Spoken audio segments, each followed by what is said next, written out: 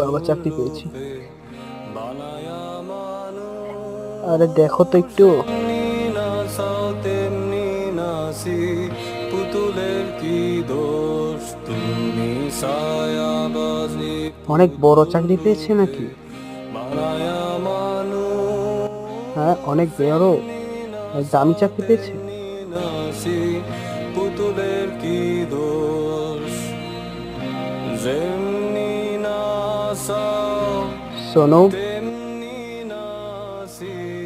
তোর ভাই যখনই টফি আনতো তখন আমার সামর্থ্য অনুযায়ী আমি এখানে 20 টাকা ধরতাম।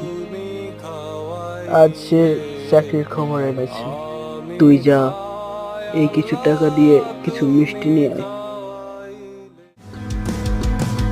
তুমি হাকিম হইয়া হুকুম করো,